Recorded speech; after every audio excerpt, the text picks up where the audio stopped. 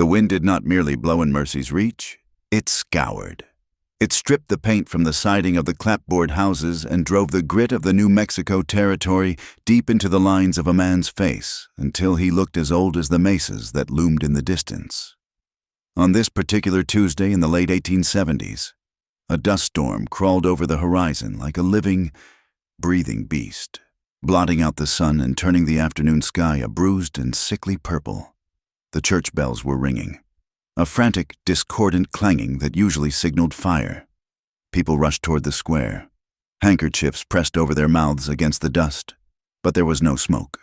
Only a woman standing alone on the wooden steps of the dry goods store, clutching a small sack of flour against her chest. Eliza Hart was in her late 20s, though the hard frontier sun had etched fine lines at the corners of her eyes. She was pale-skinned, with hair the color of dried wheat pulled back severely, but a few strands had escaped to whip across her face in the rising wind. She stood rigid, her spine straight as a rifle barrel. She did not run, she did not hide. She simply endured the weight of 50 pairs of eyes staring at her. The stares were not curious, they were cold, hard, and heavy with a terrifying familiarity.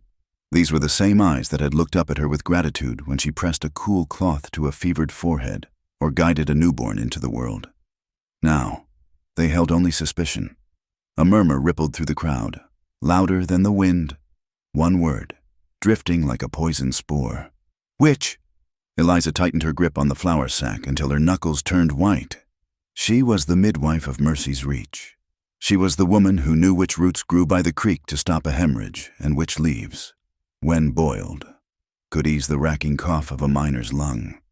She had learned from the Mexican women who traveled the trade routes and the Navajo elders who knew the land long before a white stake was ever driven into it. Half the children clinging to their mothers' skirts in that square had taken their first breath in Eliza's hands. But gratitude in the territory was as fleeting as rain. For 6 months, the sky had refused to break. The creek was a trickle of brown sludge. The cattle were dropping with bloated bellies, and a fever was moving house to house, taking the weak and the old. And when men are afraid, they do not look for a reason. They look for a culprit. They looked at Eliza, with her jars of strange-smelling herbs and her solitary life, and they decided she was the reason God had turned his back. High above the town, crouched on a ridge of sandstone that overlooked the valley, a man watched.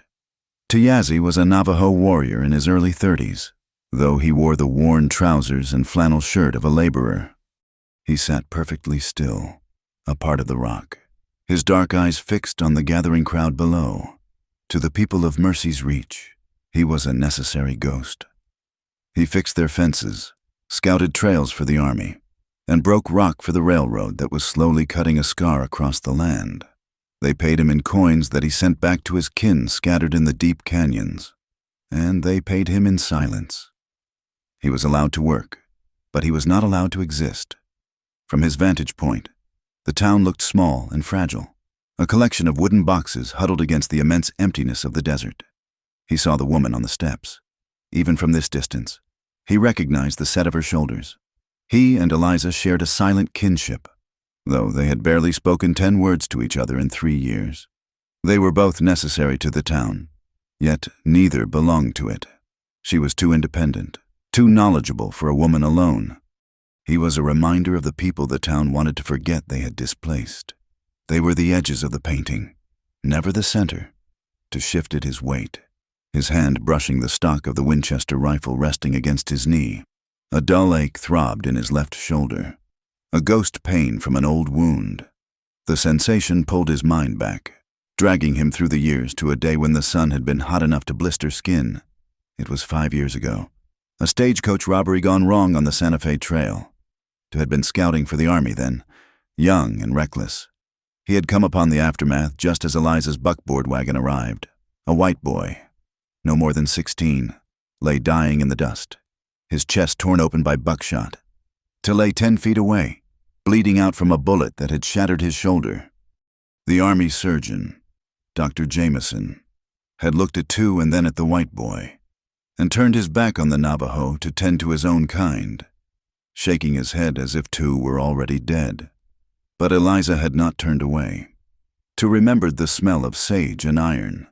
He remembered the shadow falling over him, blocking the cruel sun.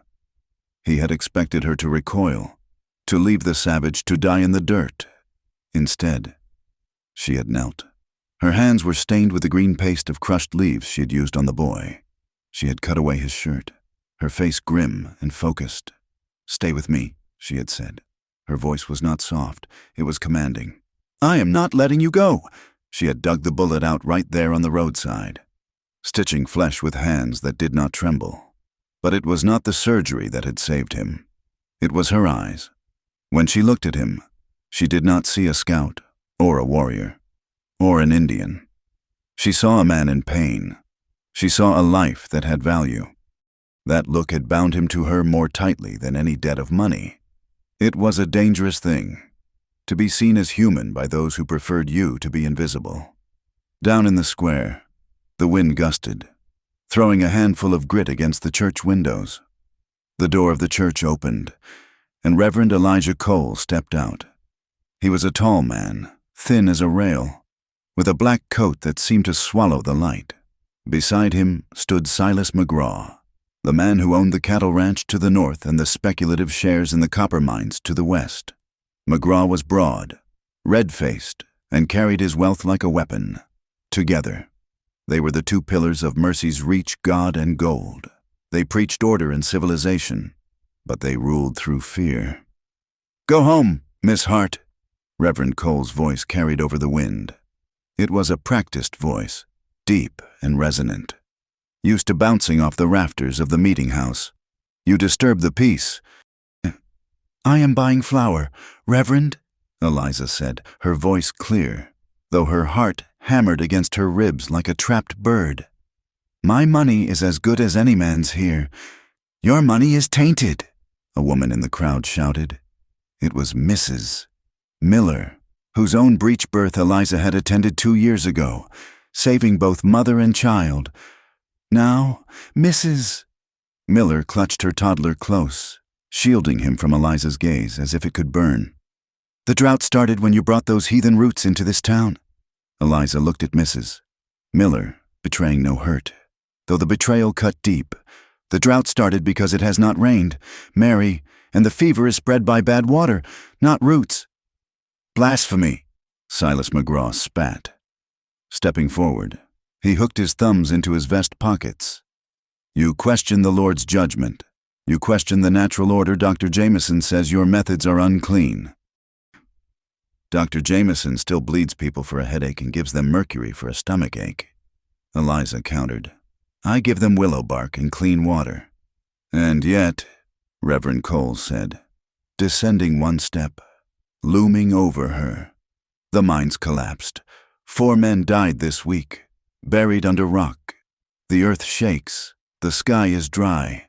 Scripture tells us that the land suffers when there is sin in its midst, unnatural sin." He did not say the word witch again, but he did not have to.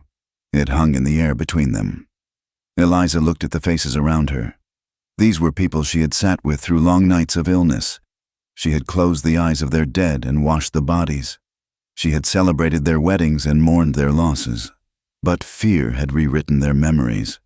Before the whisper started, her life had been quiet. She lived in a small cabin on the edge of the settlement, where the town bled into the wild scrub. It was a lonely life, but a good one. She had her garden, her books, and her work. At night, she would saddle her mare and ride out to the hidden arroyos to meet with the Navajo women who still camped in the secret places. They taught her the songs of the earth, the way to find water in a dry wash, and the medicine that grew in the shadows of the canyon. She had become a bridge between 2 worlds, thinking she could bring the best of both together. She had been wrong. A bridge is walked on by everyone and protected by no one. The mining accident had been the breaking point, when the shaft collapsed at the Copper Queen mine, killing 4 miners. Grief had turned instantly to rage. Silas McGraw needed a scapegoat to distract from the rotted timber supports he had refused to replace. Reverend Cole needed a demon to drive his flock back into the pews. Eliza was convenient. She was a woman without a husband, a healer without a medical degree, and a friend to the Navajo. "I have done nothing but help this town," Eliza said, her voice shaking slightly now. "Help," Cole sneered. "You traffic with spirits.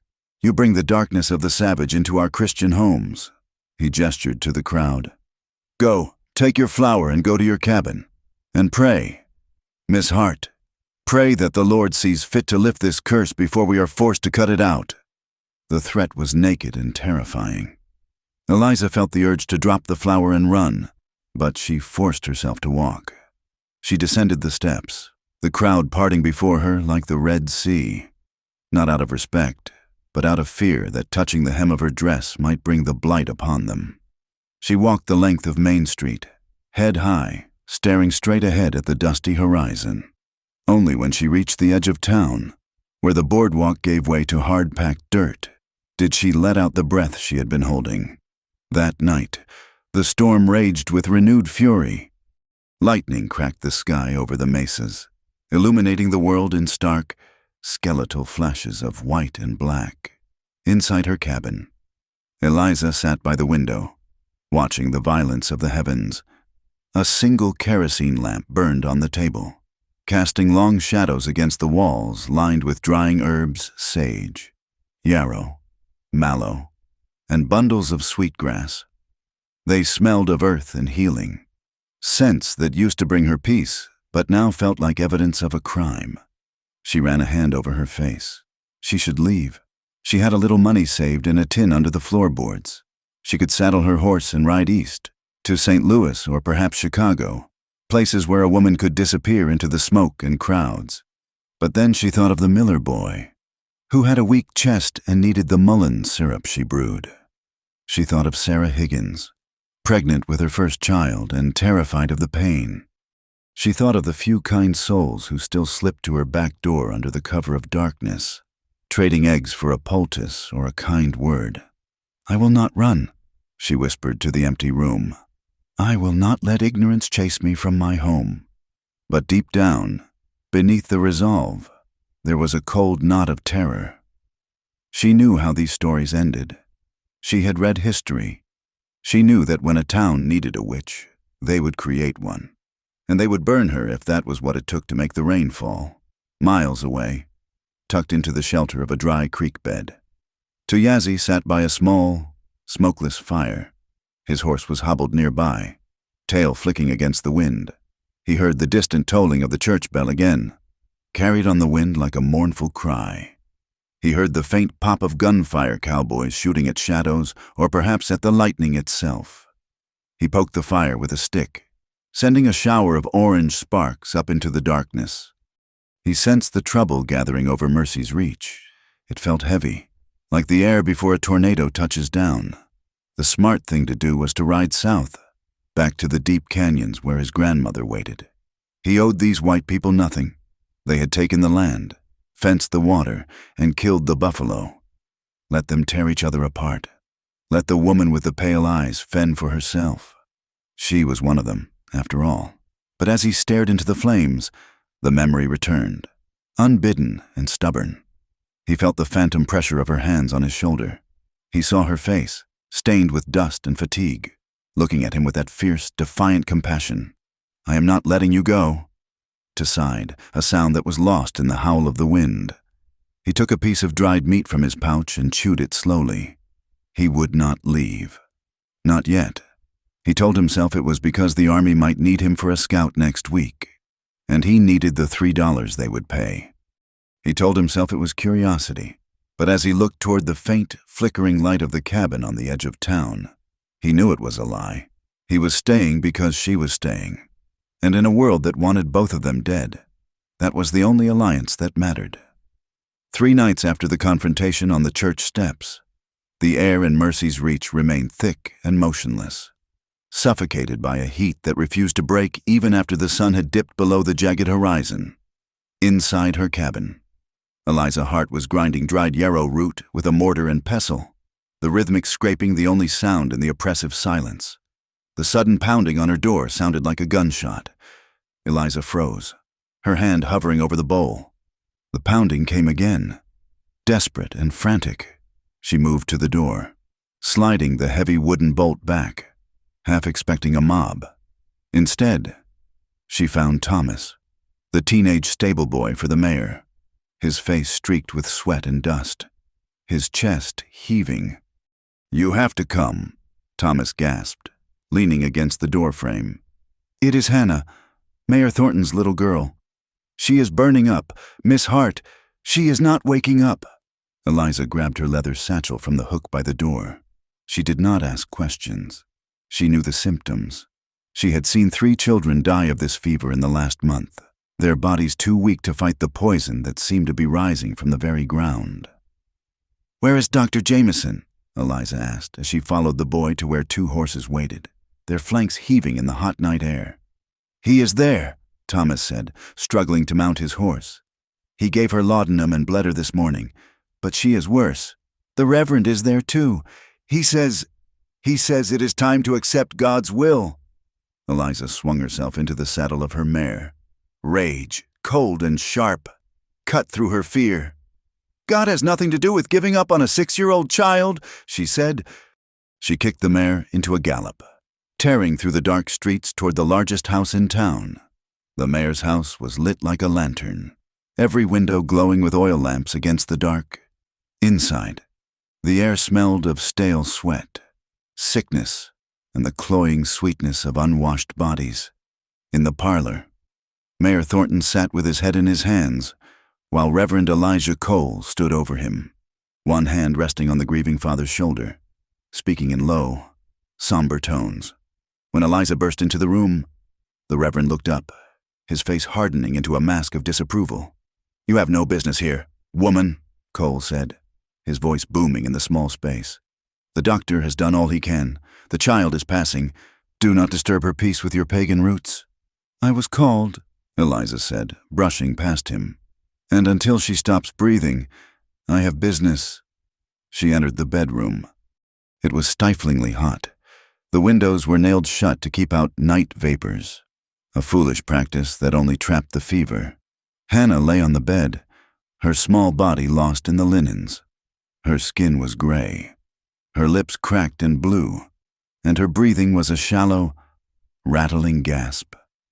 Dr. Jameson stood by the washstand, wiping his lancet on a cloth. He looked defeated, his eyes red-rimmed. "Her pulse is thready. Eliza, she has consumed nothing for 2 days. The laudanum barely quieted the seizures." "Open the windows," Eliza ordered, dropping her bag on the bedside table. "That will let in the bad air." Jameson protested weakly. "The bad air is already in here." Eliza snapped. She went to the window and pried it open, letting a draft of dry night wind circulate through the room. Then she turned to the mother, Mrs. Thornton, who was weeping silently in the corner. "Bring me a basin of cool water," Eliza said gently. "Not from the creek, from the deep well, and clean clothes." Reverend Cole appeared in the doorway. "I forbid this. You are interfering with a soul's transition." Mrs. Thornton stood up. She was a timid woman, usually overshadowed by her husband and the church. But grief had stripped her of her fear. She looked at the Reverend, then at Eliza. "Get the water," she told her maid. Then she turned to Cole. "If you are not helping her live, Reverend, get out of my house." The room fell silent. Cole's face turned a dangerous shade of purple, but he stepped back into the hallway. Eliza went to work. She knew the laudanum had depressed the girl's heart rate, making it harder for her body to fight the fever. She needed to stimulate the heart and cool the blood. She pulled a pouch of soft leather from her satchel. Inside was a mixture she had learned from an old Navajo woman named Astzan Tsosi.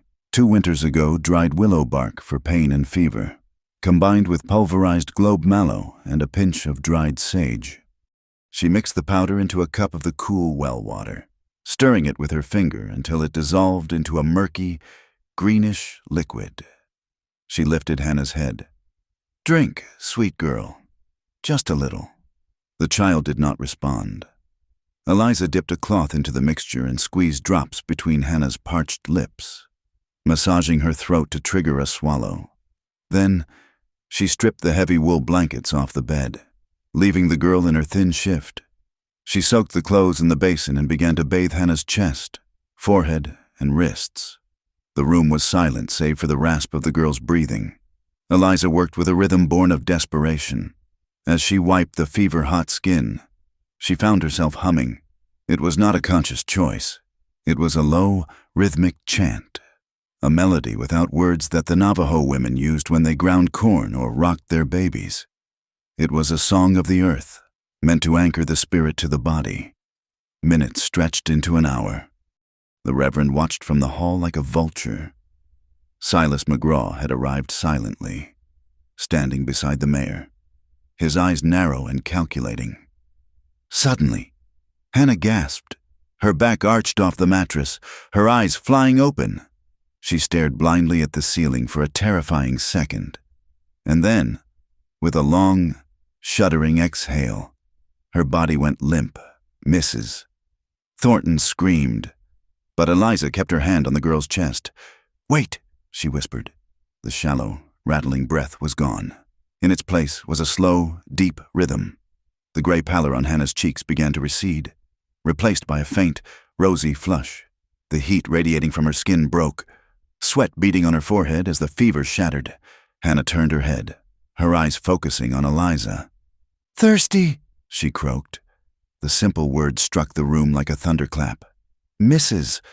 Thornton fell to her knees by the bed, sobbing, but this time in relief. The mayor rushed in, clutching his daughter's hand. Dr. Jameson stared, his mouth hanging open. "Impossible," he muttered. "She was gone. I saw it." Eliza stepped back, wiping her hands on her apron. She was exhausted, her knees trembling. She had done nothing but apply basic science evaporative cooling and herbal aspirin, but in the dim light of the lamps, amidst the height of hysteria, it looked different. It looked like magic. Reverend Cole stepped into the room. He did not look relieved. He looked at the healthy child, then at the strange green residue in the cup, and finally at Eliza. His eyes were cold, devoid of any light. "No human hand turns death back that fast," Cole said, his voice low and carrying a tremor that sounded like fear. "Not without help. I used herbs." "Reverend," Eliza said, packing her bag. "God made the herbs." "You chanted," Cole accused. "I heard you. You spoke words that are not of the Bible. You called on something to pull her back from the gates of heaven." The room's atmosphere shifted. The gratitude that had flooded Mrs. Thornton's face a moment ago faltered. She looked at Eliza, really looked at her, and remembered the humming. It didn't sound like a hymn. It sounded like the drums that echoed from the canyons at night. "It was a lullaby," Eliza said, feeling the walls closing in. "It was a summons," Cole declared. He turned to the mayor. "Your daughter lives. Silas. But at what cost? What is this woman invited into your home to bargain for her life?" From the corner, Silas McGraw watched. He saw the doubt taking root in the mayor's eyes.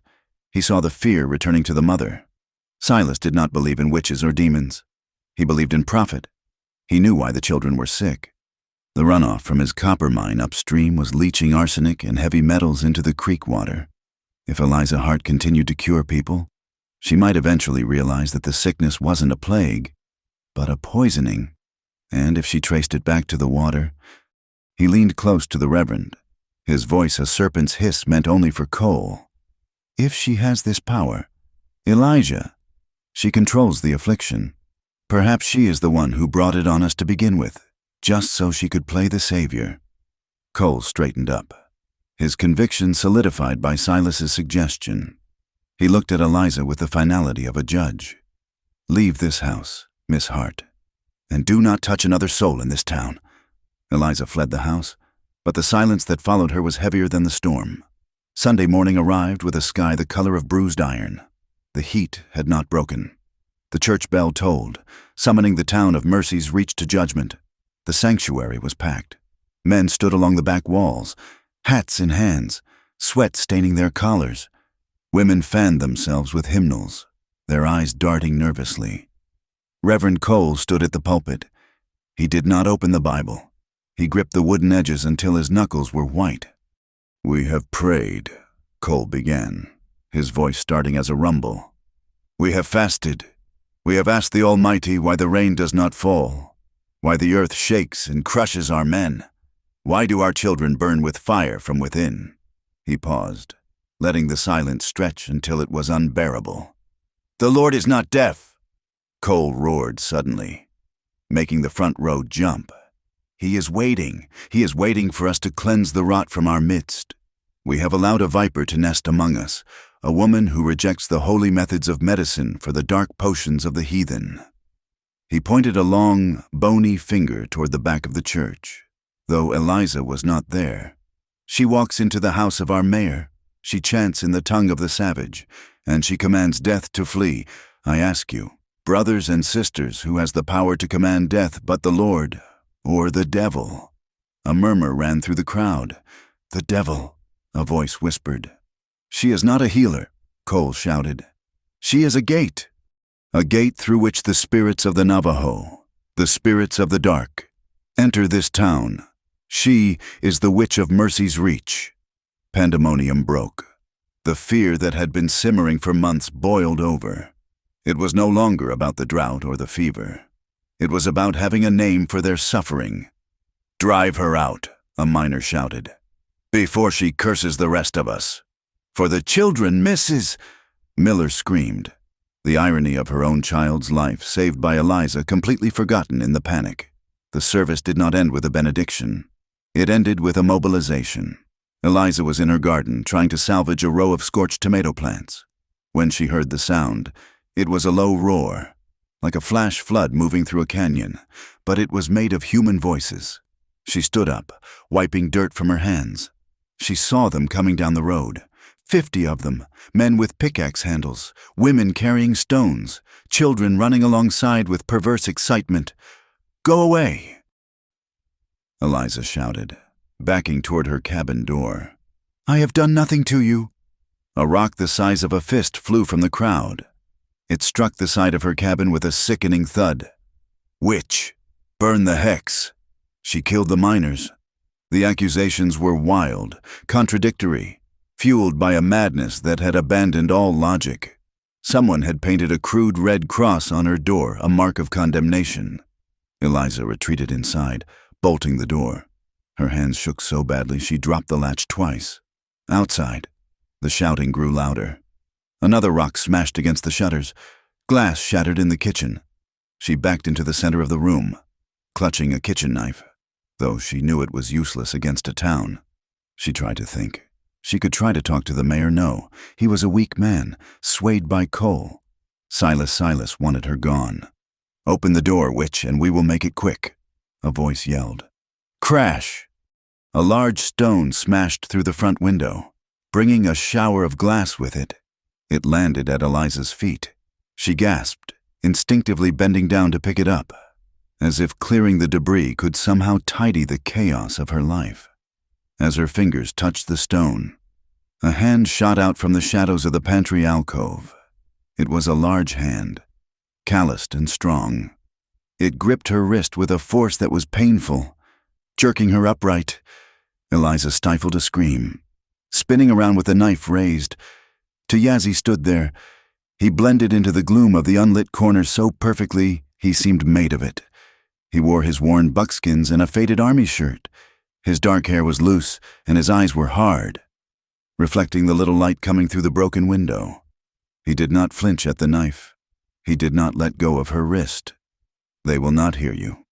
To said, his voice was low, a rough baritone that cut under the high-pitched screaming outside. His English was accented, the vowels long and flat. Put the knife down. White woman, you cannot kill a storm. How did you get in here? Eliza whispered, her heart hammering against her ribs. The back window does not latch, he said simply. I came for supplies. I stayed for this. Another rock hit the door, splintering the wood. They want to kill me, Eliza said, the reality finally settling in her chest like a stone. Yes, Tu said. He pulled her away from the line of sight of the window. They are afraid, and fear makes men into wolves. You must move your feet, or they will burn you inside this box. I have nowhere to go, she stammered. This is my home. Tu looked at her. his expression unreadable. "Your home is ashes. You must decide if you want to be ashes too." Outside, the voice of Silas McGraw cut through the din. "Break down the door. The council has decreed a trial. We will take her to the river. If she sinks, she is innocent. If she floats, she is a witch, and we will send her to hell ourselves." The drowning test. It was a death sentence either way. To tightened his grip on her arm. "Did you hear the river or the fire? Choose." Eliza looked at her shelves, her books, the dried herbs that represented her life's work. She looked at the door that was beginning to buckle under the blows of an axe. Then she looked at Tu. He was a stranger, a man her people spat on. Yet he was the only one standing inside the burning house with her. "The back door," Eliza said, dropping the knife. "Gather what you can carry in 2 hands," Tu ordered. "We run when the door breaks." Eliza grabbed her satchel. She swept her most important journals into it, along with a small tin of money and a bag of dried meat. Her hands were shaking, but her mind was clearing. The life she knew was over. The front door gave way with a splintering crash. The mob poured into the front room, torches casting wild, dancing shadows on the walls. "She is in the kitchen, get her!" "Run!" Tu hissed. He kicked the back door open and shoved Eliza out into the night. They sprinted across the small vegetable garden, trampling the tomato plants she had tended so carefully.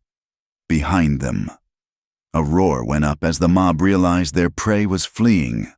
"They are running, shoot them!" A gunshot cracked. Dirt sprayed up near Eliza's boot. She didn't look back. She ran, her lungs burning, her skirts tangling around her legs. Tu ran beside her, low and silent, moving with a grace that made him hard to track in the dark. They reached the tree line just as the first torch was thrown onto the roof of her cabin. Eliza stopped for 1 second, turning back. Flames licked up the dry shingles, illuminating the faces of her neighbors. They looked like demons in the firelight, their mouths open in screams of hate. She saw Reverend Cole standing with his arms raised, as if blessing the destruction. She saw Silas McGraw watching with a satisfied smirk. Her sanctuary was burning. The bridge she had tried to build was ash. "Do not look," Tu said, his hand touching her shoulder, a brief, heavy weight.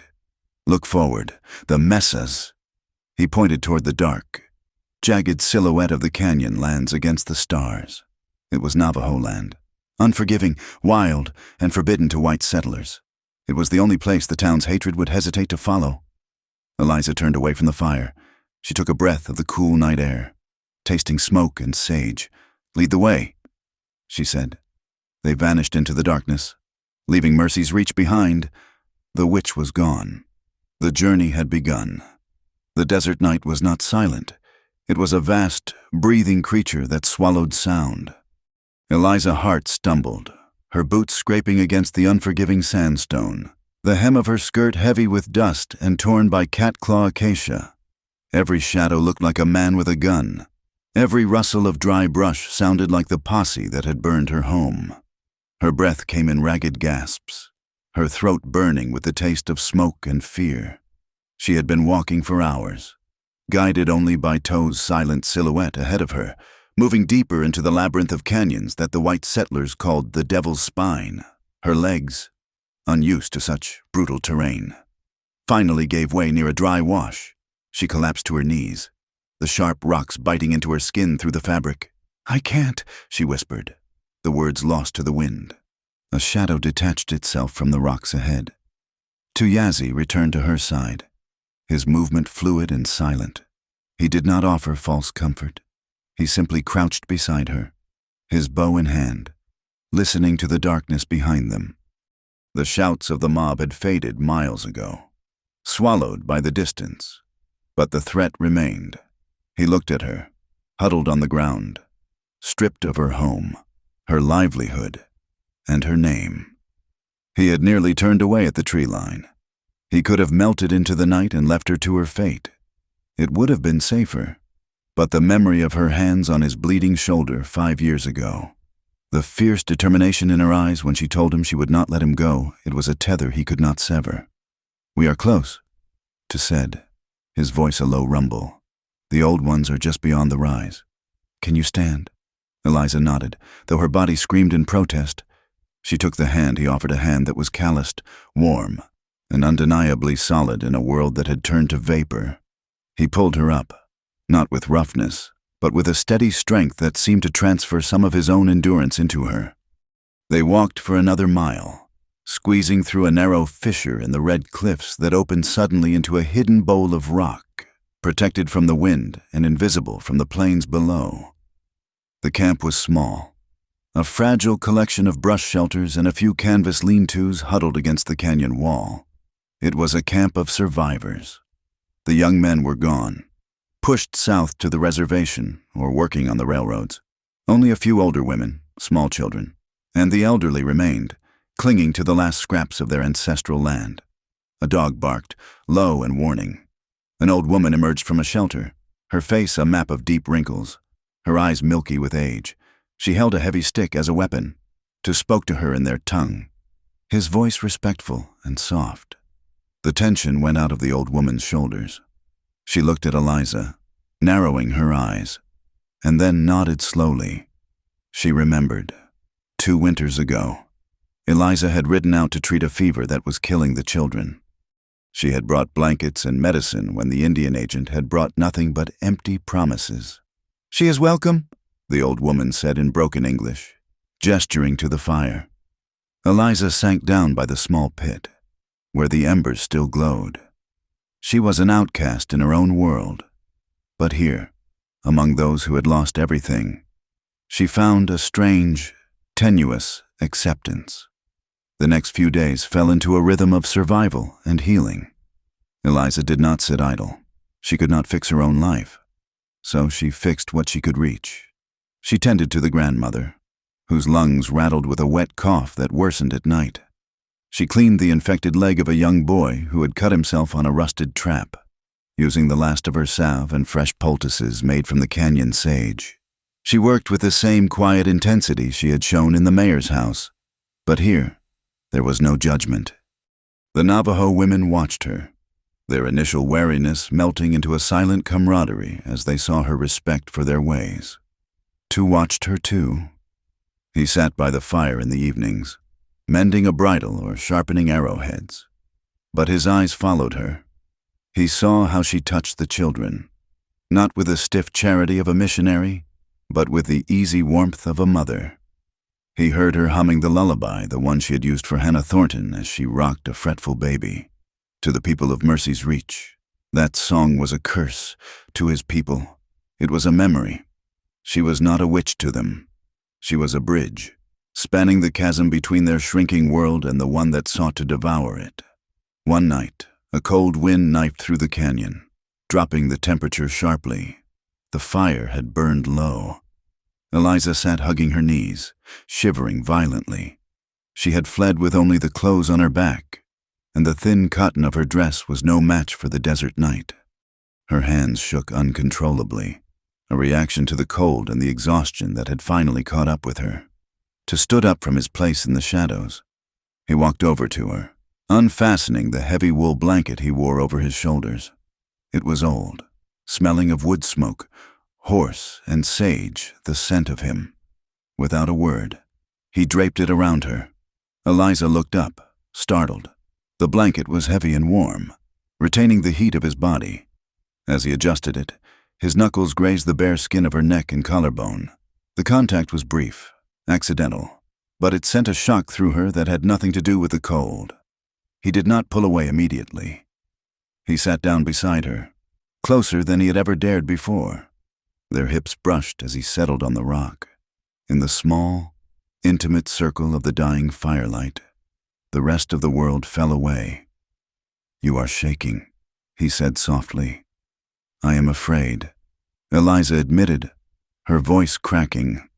The confession felt dangerous. She was supposed to be strong. She was the one who defied Reverend Cole. But here, in the dark, she was just a woman who had lost her home. "They called me a witch, too. They said I consorted with demons. Maybe I did wrong. Maybe I was arrogant to think I could cheat death." Tu turned his face toward her, His eyes were dark pools reflecting the embers, steady and unblinking. "They name things to control them," he said. "They call the storm a disaster because it destroys their fences. We call it rain because it brings life.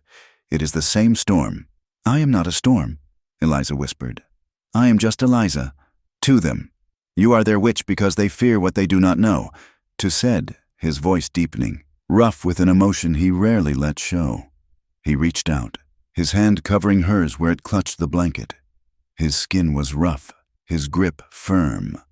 "But, to me, only the poor Navajo warrior. You are the miracle that stole me from death twice."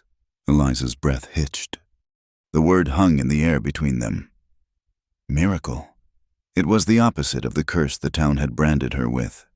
To leaned in, his movements slow, giving her every chance to pull away. She did not. He rested his forehead against hers. She closed her eyes, breathing in the scent of him, feeling the solid warmth of his presence anchoring her spinning world. It was not a kiss, but the intimacy of it was shattering. The words sank deeper than any touch of lips could have. In his eyes, she was not damned. She was saved, and she was a savior.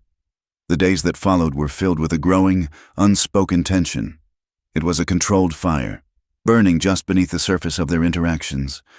They rode together to the high mesas to gather winter herbs. They spoke of their childhoods, hers in a crowded orphanage in St. Louis, his running free in these very canyons before the soldiers came.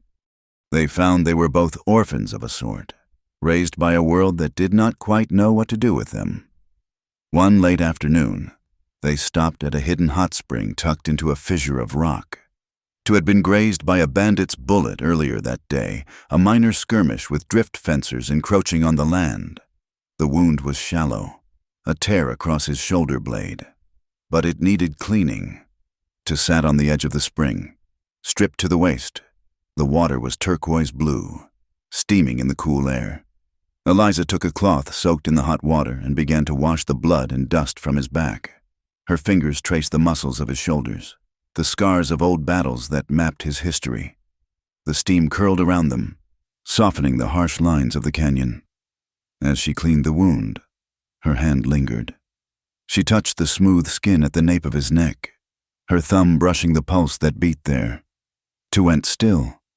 He could feel the heat of her hand, the hesitation in her touch. He wanted to turn, to pull her into the water, to lose himself in the softness of her after a lifetime of hard edges. But he knew the danger. They were hunted. Desire, in a world like this, could be a distraction that got you killed, or it could be the only thing worth dying for. He reached back, catching her hand in his. He brought it to his lips, pressing a kiss to her palm, wet, hot, and reverent. Then he let her go. They held the line, both aware that the dam was breaking, but neither willing to let it flood while the enemy was still at the gate, and the enemy was closing in, down in mercy's reach. The narrative had twisted into something monstrous. Reverend Cole and Silas McGraw had not let Eliza's escape stand as a victory. They spun it as proof of her guilt. "She has fled to her true masters," Cole thundered from the pulpit. "She consorts with the savages to plot our destruction." Silas put up a bounty $500 for the witch, dead or alive. It was a fortune. It drew the dregs of the territory, drunken cowboys, out-of-work miners, and army scouts with no conscience. Rumors flew that Eliza and her Navajo lover were brewing a great curse to poison the valley's water and call down fire from the sky. The hunt was on. But before the men came, the land tested them first. The sky turned a bruised purple one afternoon, and the smell of ozone filled the canyon.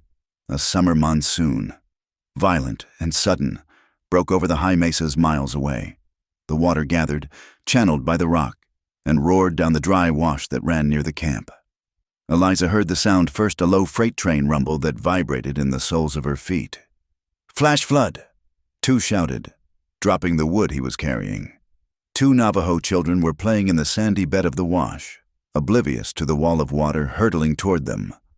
Without thinking, Eliza and Toe sprinted toward the shore. The water hit the bend, a churning slurry of mud, boulders, and uprooted trees.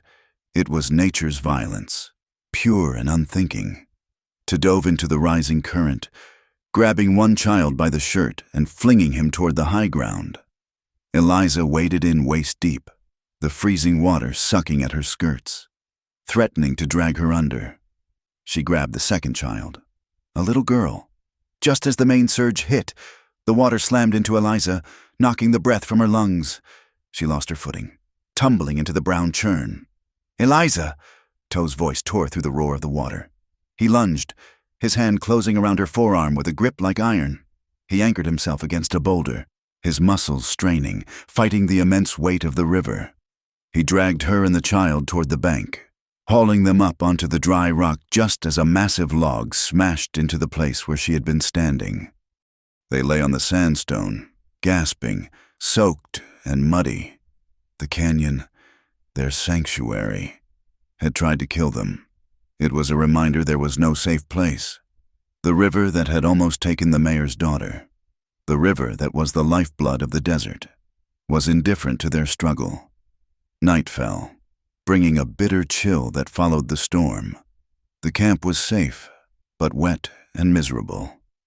To led Eliza to a small rock shelter higher up the cliff face, a shallow cave barely big enough for two. They were shivering violently, their clothes soaked. There was no dry wood for a fire. "We must share heat." To said, it was a practical statement, a matter of survival, but his voice was thick. They laid out the single dry bedroll two had kept wrapped in oilcloth. They lay down together in the small dark space. Eliza turned her back to him, curling into a ball, and pressed his body against hers, spooning her to share every inch of warmth. Eliza felt the hard planes of his chest against her back, the heavy weight of his arm draped over her waist to hold her close. She could feel his heart beating, a steady, strong rhythm against her spine. Her own heart hammered in response. The cold slowly seeped out of their bones, replaced by a growing, undeniable heat. The friction of their damp clothes, the mingling of their breath in the confined space. It was intimacy stripped of all pretense. To buried his face in the curve of her neck, inhaling the scent of rain and skin. He kissed the sensitive spot just below her ear, a soft, lingering touch that made Eliza shudder, not from cold, but from a sudden, aching need. She turned in his arms, facing him, in the shadows. His eyes were searching hers. There was no hesitation now. She reached up, tracing the line of his jaw, the rough stubble against her fingertips. She whispered. He kissed her then. It was not the desperate, hurried kiss of their flight. It was slow, deep, and tasting of the storm. It was a claim. His hand moved to her waist, pulling her flush against him. Eliza pressed closer, her fingers tangling in his damp hair. They did not become lovers in the flesh that night. The danger was too close, the exhaustion too deep, but they lay tangled together, limbs intertwined, lips brushing in the dark. The tenderness was an ache in her chest. It was a vow made without words. They fell asleep like that, bound by the heat of their bodies and the certainty that they belonged to each other. By the time dawn painted the canyon walls in shades of gold and rust, Eliza was awake. She lay still for a moment, watching to sleep. The harsh lines of his face softened by rest. She knew what she had to do. They could not stay here. The posse would come. The flood had shown them that hiding was not safe. If they stayed, the camp would be discovered. The grandmother, the children she had saved from the water, they would all burn because of her. Silas McGraw would poison the land until there was nothing left but his mine. Eliza sat up, the movement waking to instantly. He reached for his knife before his eyes were fully open, a warrior's reflex. Then he saw her face. "We cannot hide here forever," Eliza said quietly. "Mercy's reach is rotting. Silas is poisoning the water. If we do not stop him, this canyon will be next." To sat up, the blanket falling from his shoulders. He looked at her, seeing the resolve that had replaced the fear. The woman who had fled the burning cabin was gone. In her place was the healer who had stared down death in a child's bedroom. Going back is death. To said, "Staying is a slower death," Eliza countered. "For everyone." She reached out, taking his hand. "I am done running. I want to root out evil. Will you come? To studied her for a long moment. He saw the fire in her, the same fire that had saved him years ago. He realized then that he would follow her into the mouth of hell if she asked. He nodded once, a sharp, decisive motion. He squeezed her hand. We ride at dusk, he said. Their fates were tied. They would return to the town that had cast them out, not as victims, but as the storm they feared. The moon was a sliver of bone in a vast, indifferent sky as Eliza Hart and Tuyazi descended from the high country. They moved like ghosts, slipping through the shadows of the mesas that overlooked Mercy's Reach. The town lay below them, a grid of yellow lantern light amidst the encroaching darkness of the desert, looking deceptively peaceful. But the boundaries of the town had changed. As they crept closer to the creek, staying low in the brush, Eliza stopped.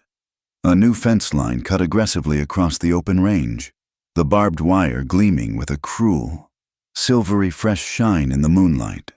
Wooden signs had been hammered into the earth at regular intervals. Danger, savage curse. Keep out, property of S. McGraw.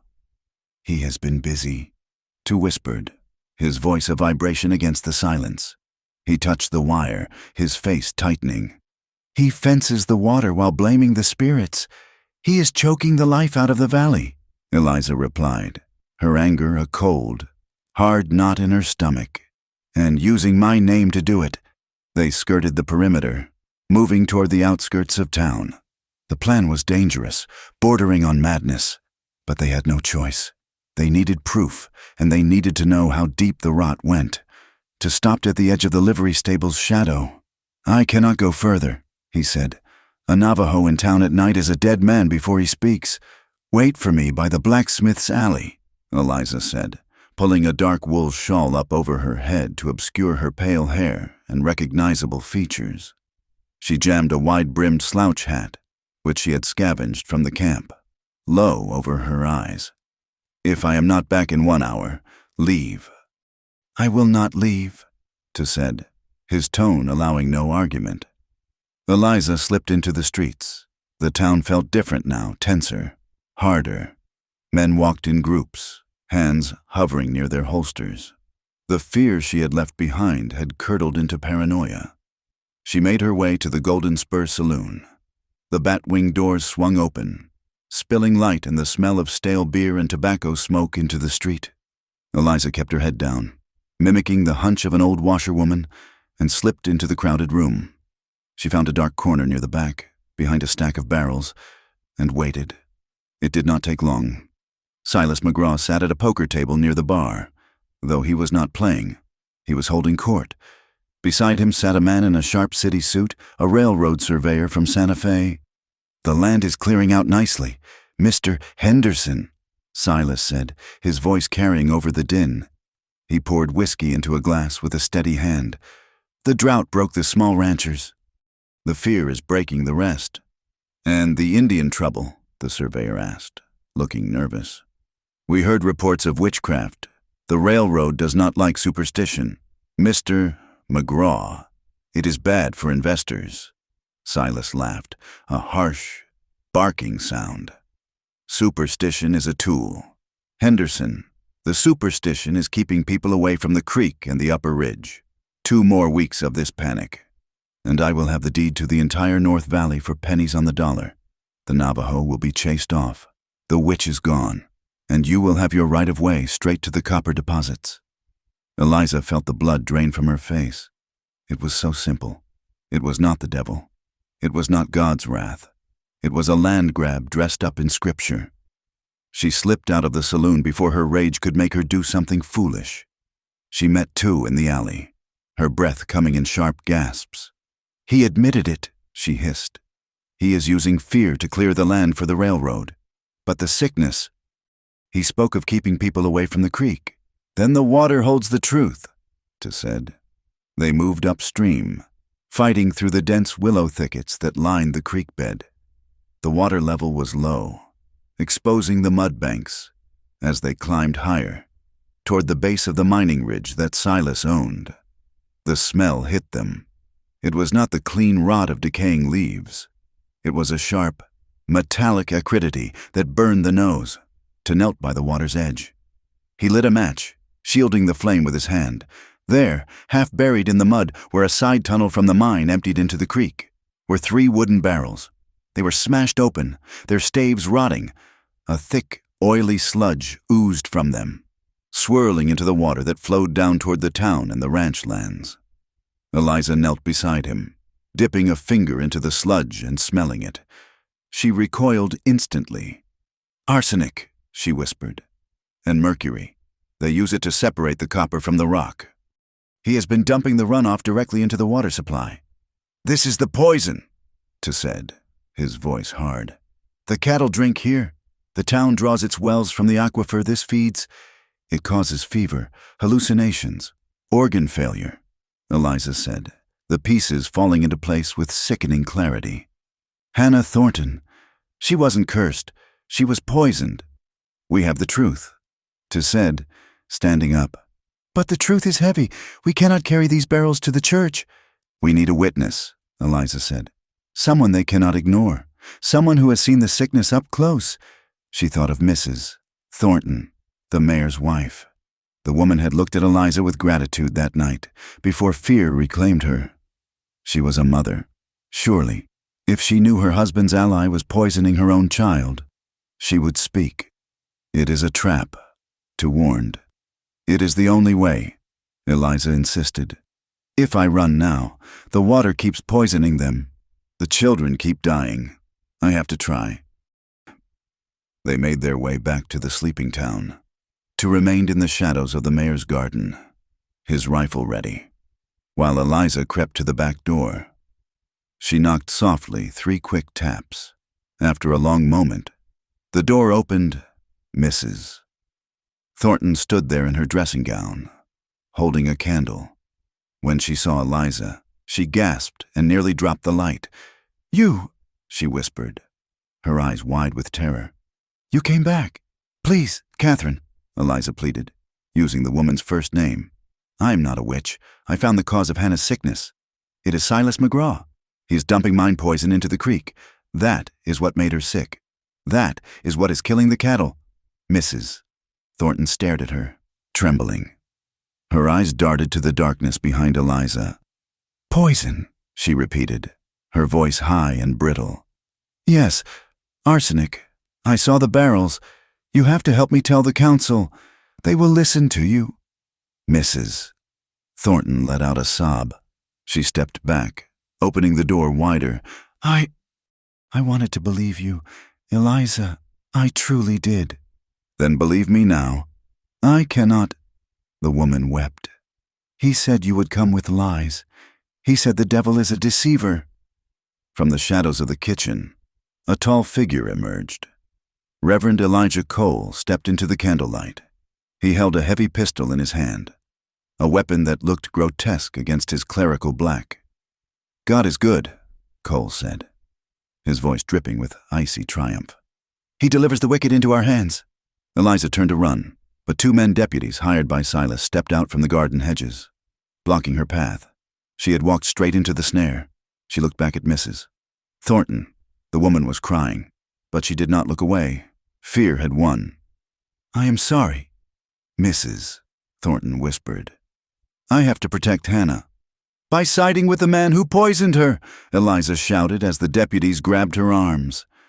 Cole struck her across the face with the back of his hand, a blow that tasted of iron and righteousness. "Silence. Witch, your judgment is at hand." Dawn broke over Mercy's Reach with a blood-red sky. The wind had died down, leaving a heavy, expectant silence hanging over the town square. They dragged Eliza out of the jailhouse at first light. Her wrists were bound with rough hemp rope that bit into her skin. Her lip was split from Cole's blow, and her dress was torn.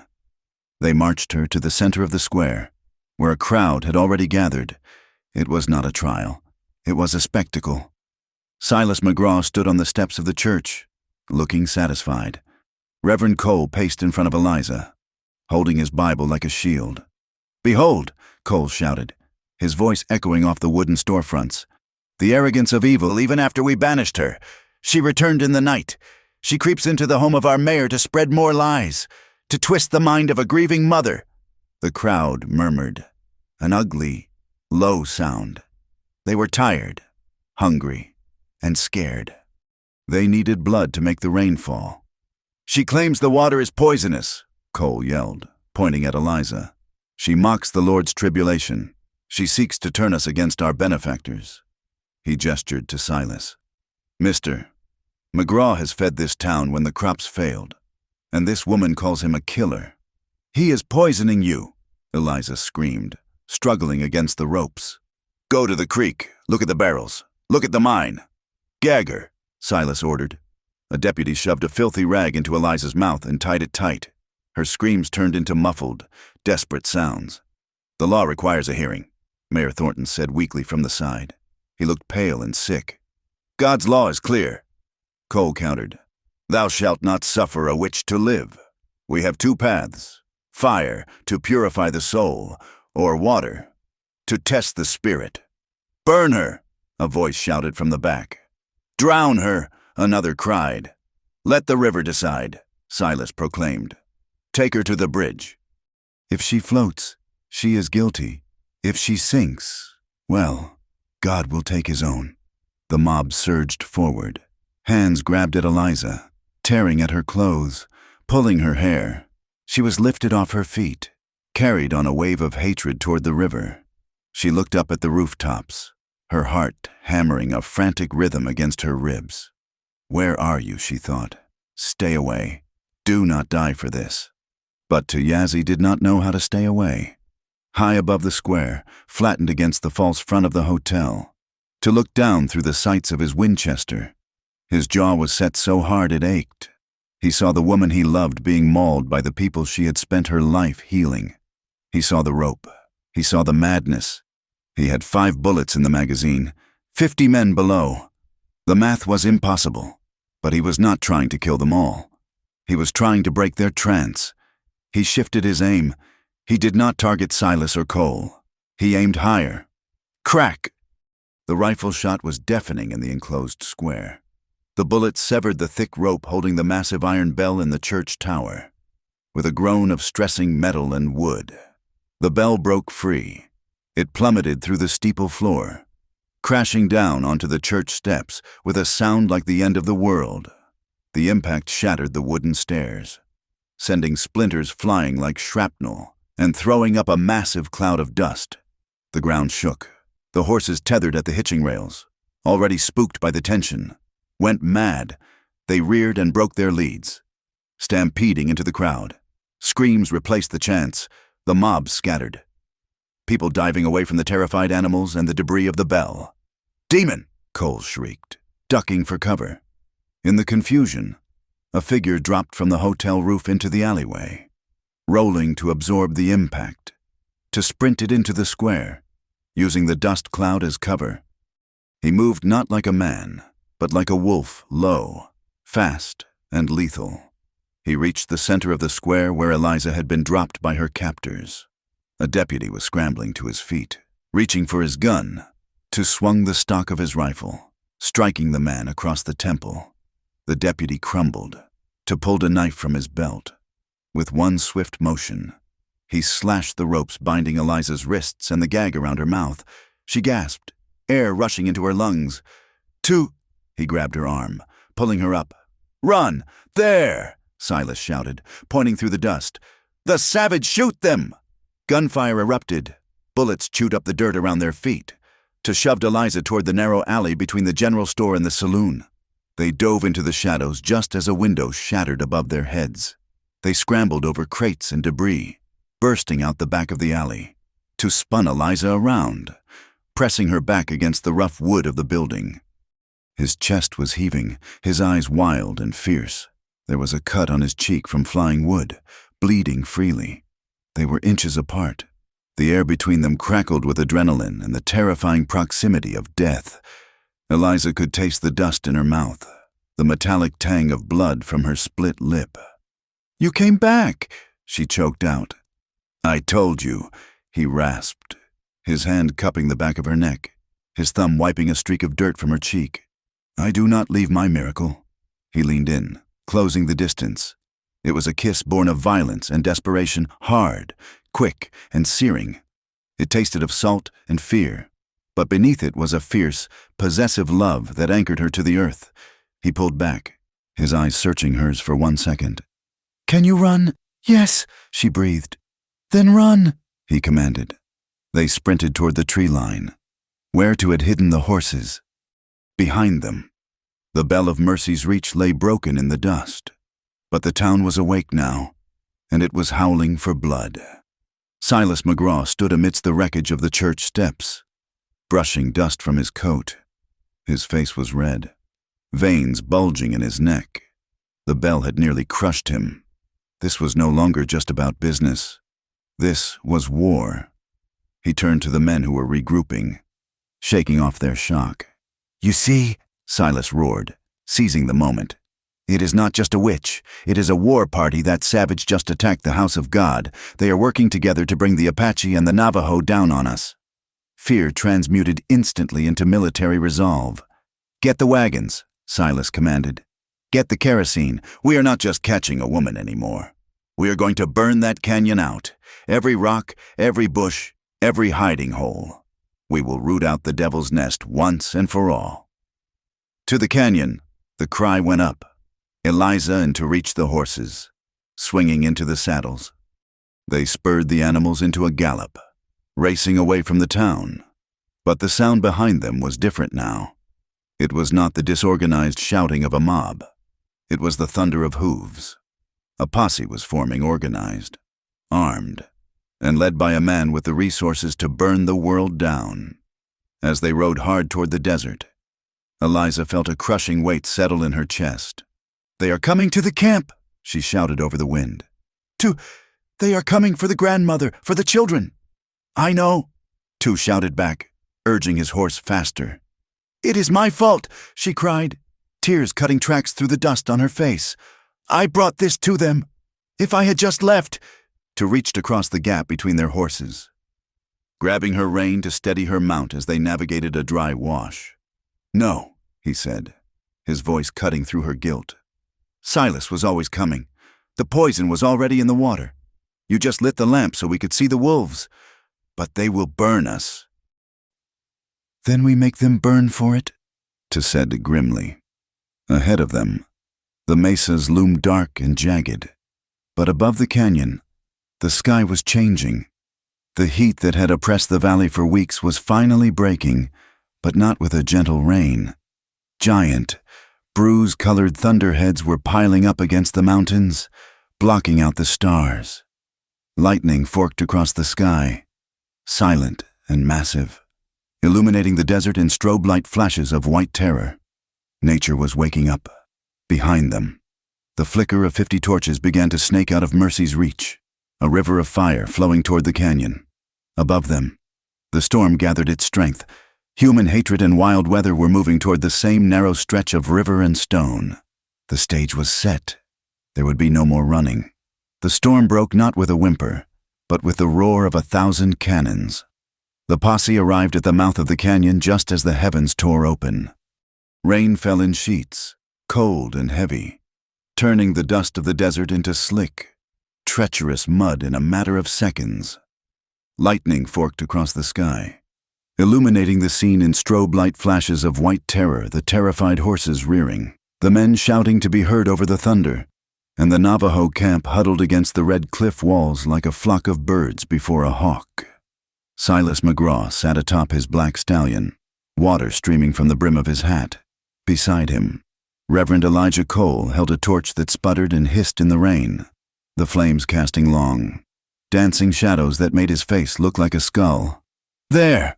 Cole screamed, pointing a long, bony finger toward the shelter where the women and children crouched. "The nest of vipers, the devil worshippers and their whore." Tuyazi stood at the perimeter of the camp, his boots planted in the mud. He held his Winchester rifle across his chest, not aiming, but ready. He looked small against the wall of 50 mounted men, yet he stood with the immovable presence of the rock itself. Beside him stood Eliza Hart. She was soaked to the bone, her hair plastered to her skull, but her chin was lifted high. "Burn them out!" Silas shouted, his voice cracking with a manic edge. "Drive the evil into the open!" A cowboy near the front lit a rag soaked in kerosene and hurled it. The fire arced through the rain, landing on the canvas roof of a supply wagon. Despite the downpour, the oil caught. Flames licked up the side of the wagon, casting an orange glow on the terrified faces of the Navajo children. "Wait!" Eliza screamed, stepping forward, but her voice was drowned out by a new sound. It came from the darkness of the upper canyon, a low, grinding rumble that vibrated in the soles of their feet. The dry wash that separated the camp from the open desert, the same bed where children had played only hours before, suddenly roared to life. A wall of brown water, churning with logs and boulders, slammed through the channel. The flash flood cut the camp off. The water rose with terrifying speed, widening the gap between the posse and the Navajo, but also trapping the families against the cliff face. They were caught between the fire and the flood. "It is the judgment," Cole bellowed, raising his arms. "The waters rise to cleanse the sin." "It is not judgment," Eliza said to Toe, her voice steel. "It is just water. Cover me." "Eliza, no," Toe said, reaching for her. "Do not go out there." But she was already moving. She did not run away. She walked straight toward the edge of the raging wash, placing herself in the open ground between the posse and the camp. The rain lashed at her face. She looked like a ghost in the lightning flashes. In her left hand, she held a glass jar filled with clear water from the high spring. In her right hand, she held a second jar, the one she had filled from the creek below Silas's mine. It was thick with brown sludge, swirling with the iridescent sheen of chemical poison. "Stop!" Eliza screamed, her voice, sharpened by years of commanding birth rooms and quieting hysterical men, cut through the wind. "You want the truth, look." She held the jars high. "You call me a witch because the water kills your cattle," she shouted, walking closer to the bank until the spray of the flood wet her skirts. "You say I cursed the children, but look at this." She threw the clear water onto the ground. Then she uncorked the second jar. The smell drifted across the narrow gap, the acrid, metallic stench of sulfur and arsenic. Even the horses smelled it, pinning their ears back and shifting nervously.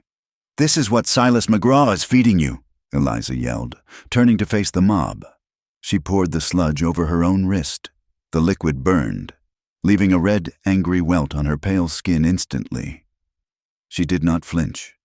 "This is the runoff from his copper mine. It is poison. Arsenic and mercury. It is not spirits killing your babies. It is greed." She pointed a shaking finger at Silas. "He poisoned the water to drive the ranchers out. He poisoned the creek to steal this land, and he calls it God's will." The posse hesitated. The men lowered their torches. They looked at the red welt on Eliza's arm, then at the dark, oily liquid she had poured out. They looked at Silas, who sat frozen on his horse, his face twisting in fury. "She lies!" Silas screamed. "She is casting a spell. Don't listen to her. Drink it then," Eliza challenged, holding the half-empty jar toward him. "If it is holy water, Silas, come down here and drink it. Prove your innocence." Silas looked at the jar. He knew exactly what was in it. He saw the doubt spreading through his men like a contagion. The narrative he had built was crumbling under the weight of a simple glass jar. "Kill her!" Silas shrieked, drawing the revolver from his holster. "Kill the witch before she speaks another word." He raised the gun, aiming directly at Eliza's chest. "No!" The shout came from Toe. He moved with the speed of a striking snake. He did not fire his rifle. There was no time. He threw himself forward, shoving Eliza hard to the side. Bang! The gunshot cracked like a whip. Eliza hit the mud, the jar shattering in her hand. She scrambled up, turning just in time to see to jerk backward. The bullet had caught him in the side, just below the ribs. The force of the impact, combined with the slick mud under his boots, knocked him off balance.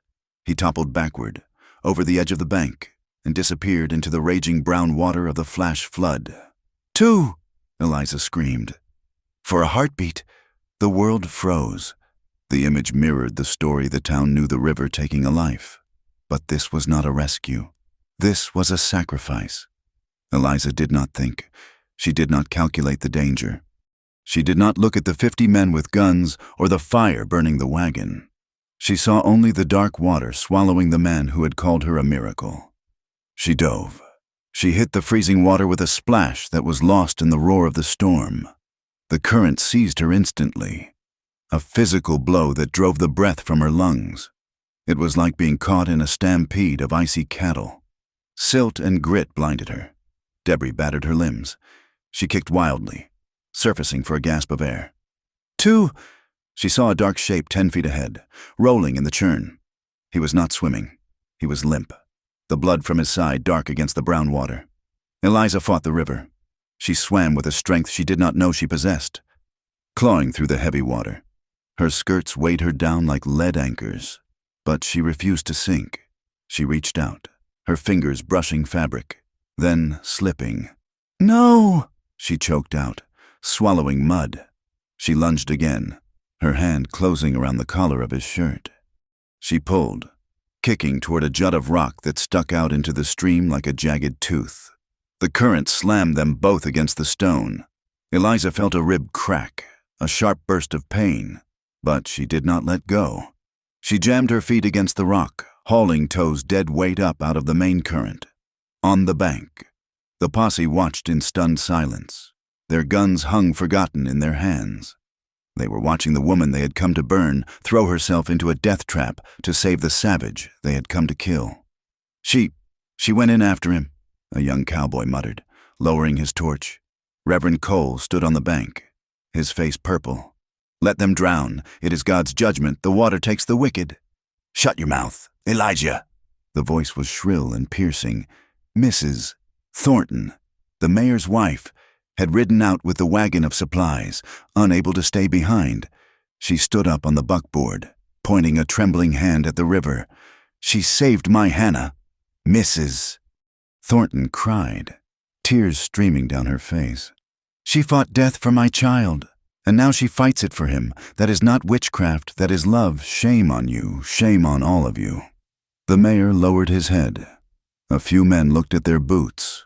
The mob was fracturing, the fever of hatred breaking under the cold rain of reality. Silas McGraw saw it happening. He saw his power dissolving in the rain. He saw the land he wanted slipping away. Madness took him completely. "Burn it all!" Silas screamed, spurring his horse toward the kerosene wagon. "If I cannot have it, no one will!" He raised his gun to shoot the barrels of oil, to turn the flood into a river of fire. But the sky had the final vote. A bolt of lightning, thick as a tree trunk, arced down from the boiling clouds. It did not hit a man. It hit the iron rim of the kerosene wagon's wheel. The spark was instantaneous. The fumes ignited with a whoosh that sounded like a dragon inhaling. The wagon exploded in a ball of blue and orange fire.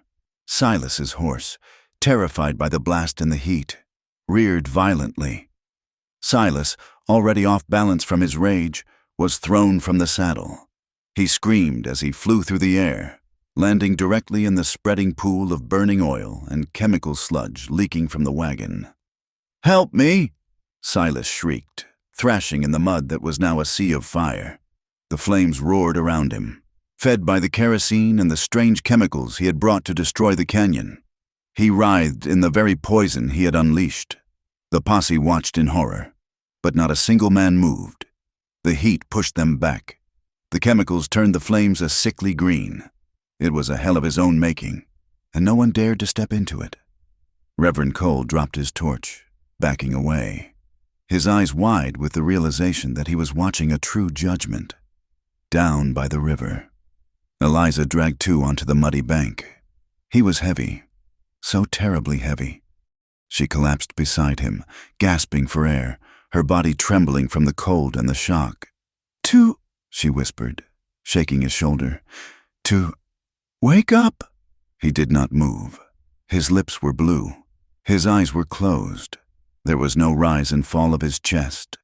The blood from his side was slowing, not because the wound was closed, but because his heart had stopped pumping it. "No," Eliza sobbed. "No, you do not get to do this." She ripped open his shirt. She pressed her hands to his chest, right over the stillness of his heart. She pushed down, Hard. 1, 2, 3. She leaned over, pinching his nose, and breathed her own air into his lungs. It was not magic. It was not a spell. It was the desperate, brutal medicine of the battlefield. "Breathe!" she shouted, pounding on his chest again. "Damn you, breathe!" The Navajo women had gathered around, their hands covering their mouths. A few men from the town had climbed down the bank, watching in silence. They saw the witch fighting not with demons, but with her own breath, trying to force life back into a dead man. "Please," Eliza whispered, her voice breaking into a jagged sob. She leaned her forehead against his wet chest. "Don't you dare give me back my life, only to leave. You called me your miracle. You are mine." She pressed her lips to his cold skin, her tears mixing with the river water on his chest. A spasm jerked through his body. Eliza sat up, to cough a harsh, wet sound. Water erupted from his lungs. He gasped, a ragged, desperate intake of air that sounded like a saw cutting wood. His eyes flew open, wide and panicked, before focusing on the face hovering above him. Eliza let out a cry that was half laugh, half wail. She grabbed his face between her hands. "I am here," she wept. "I am here." To blinked, his chest heaving as he fought for oxygen. He looked at her, then at the sky, then back at her. He reached up, his hands shaking, and touched her wet hair. "You," he rasped, his voice barely audible over the rain. "You came into the water." "I told you," she whispered fiercely. "I am not letting you go." The silence that followed was total. The thunder had rolled away to the east. The fire on the bank was dying down, leaving only the charred remains of the wagon and the silence of a man who was gone. The posse stood soaked and shaken. They looked at the woman kneeling in the mud, holding the wounded warrior. They looked at the Navajo families who had survived the fire. They looked at the clear jar that still lay unbroken on the bank. Next to the shards of the poisoned one, the spell was broken. Mayor Thornton took his hat off. He walked slowly down the bank, his boots sinking into the mud. He stopped 10 feet from Eliza in tow. He looked at the wound in Tow's side, then at Eliza's defiant, tear-streaked face. "Dr. Jameson," the mayor called out, his voice hoarse. "Bring your bag. We have a wounded man here." Dr. Jameson hesitated, then hurried down the slope. Eliza did not move away from Tow, but she nodded once to the doctor. It was a truce. The rain softened to a gentle drizzle, washing the blood and the ash into the river, carrying it all downstream. The real curse, the greed, the lies. The blind fear had been dragged into the light and burned away. What was left on the bank was just a town, a people, and 2 lovers who had survived the end of the world. The rain ceased as abruptly as it had begun, leaving behind a silence that felt heavy enough to break bones. The storm had washed the world clean, but it had also laid bare the wreckage. The air smelled of wet sage, ozone, and the acrid chemical stench of the burnt wagon where Silas McGraw had met his end. The river, still swollen and brown, churned sluggishly within its banks, carrying away the charred spokes of wheels and the dissolved remnants of the poison that had plagued Mercy's Reach. The water was no longer a weapon. It was just water, indifferent and ancient, reclaiming the scars men had carved into the earth. On the muddy shore, the tableau of violence had dissolved into something quiet and stunned. The posse stood with their shoulders slumped, their torches extinguished in the mud. They looked less like a righteous army and more like men waking from a fever dream, shivering in the cold reality of what they had almost done. Reverend Elijah Cole stood alone near the water's edge. His black coat was sodden, hanging off his skeletal frame like the feathers of a drowning crow. He stared at the spot where Silas had vanished into the fire, his mouth moving in a silent prayer that no one was listening to anymore. Mrs. Thornton was the first to move. She walked past the Reverend, her boots squelching in the mud, and did not even glance at him. She went straight to where Eliza Hart sat on the ground, her hands pressed against the bandaged side of Tuyazi. "Dr. Jameson," Mrs. Thornton said, her voice trembling but clear. "Please, Help them! The doctor, who had been standing paralyzed by the destruction, jolted into motion. He hurried to Eliza's side, opening his leather bag with shaking hands. "I can stitch the wound," Dr. Jameson said, his voice low. He looked at Eliza, unable to meet her eyes. If you will allow it?" Eliza looked up. Her face was streaked with mud and the river's silt, her hair hanging in wet ropes around her shoulders. She looked at the man who had dismissed her remedies as pagan nonsense only days ago.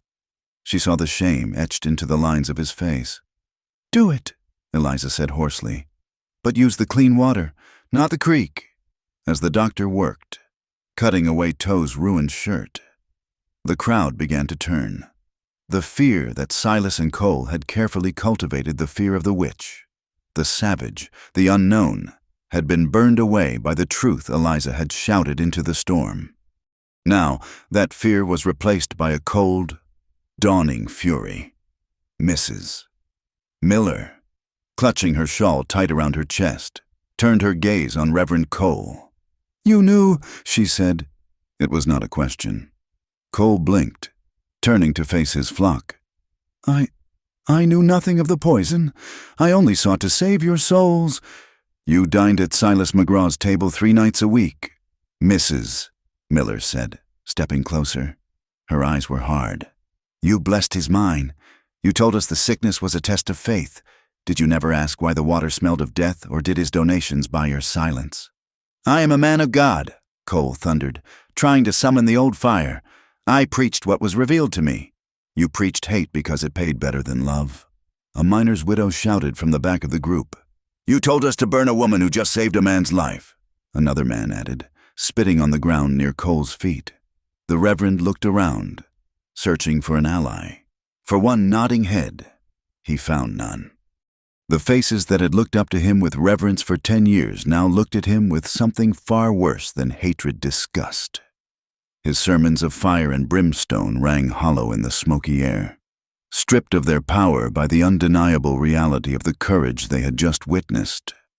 Cole opened his mouth to speak, to condemn them for their lack of faith, but the words died in his throat. He turned and began to walk back toward the town, alone. The mud sucked at his heels, making his retreat slow and undignified. No one moved to stop him. No one offered him a ride. Mayor Thornton approached Eliza. He took his hat off, twisting the brim in his hands.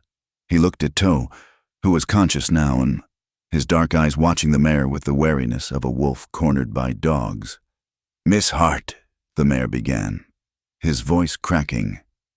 He cleared his throat and tried again. "Eliza." Eliza did not look up from Toe's face. She was wiping the rain from his forehead with the corner of her shawl.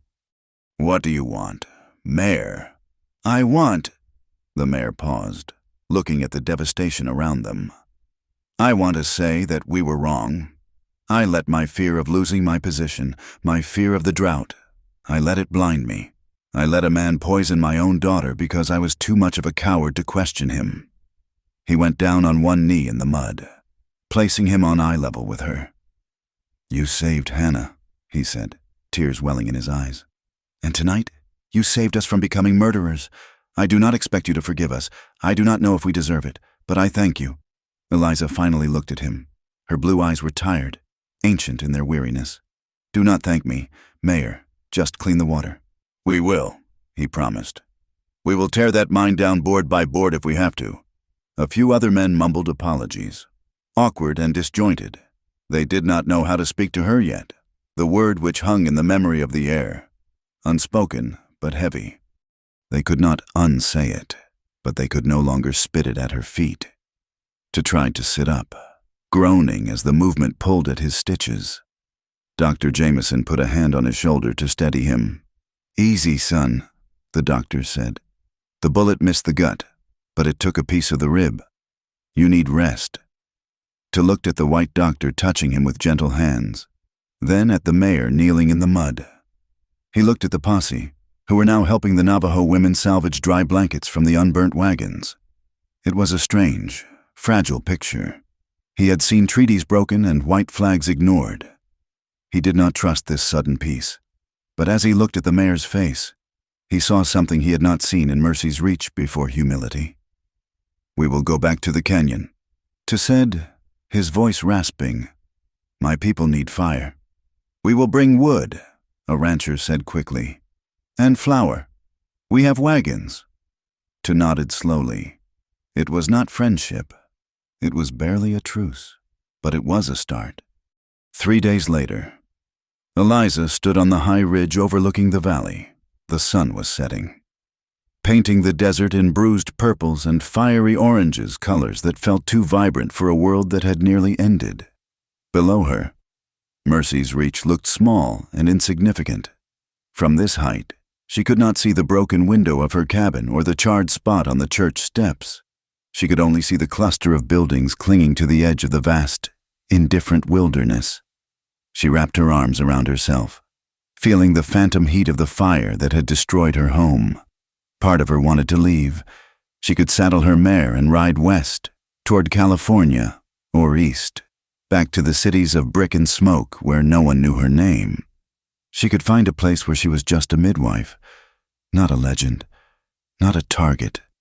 The town had nearly killed her twice. It had branded her, hunted her, and burned her life's work. But then she looked toward the smoke rising from the chimneys. She thought of Mrs. Thornton, who had sent a basket of fresh eggs and a linen tablecloth to the canyon that morning. She thought of the Miller boy, whose chest would need checking before the winter set in. She thought of the Navajo grandmother, whose cough was finally breaking thanks to the syrups Eliza had brewed. This land was hard. It was cruel. But it was her home. Her blood was in the soil now, mixed with the rain and the river. "You are thinking of running." Eliza turned. Tu was standing a few feet away, leaning heavily on a makeshift crutch whittled from ash wood. He wore a clean shirt, one that had been given to him by the blacksmith, though it pulled tight across his broad shoulders. "I am thinking," Eliza corrected. "Running implies I am afraid. Are you?" Tu asked, limping closer. "Yes," she admitted. "I am afraid that they will forget. That when the rain stops falling again, or the next sickness comes, they will look for someone to blame, and they will remember the word witch. They might," Tu said. He stopped beside her, looking out over the valley. "But they will also remember the woman who jumped into the river."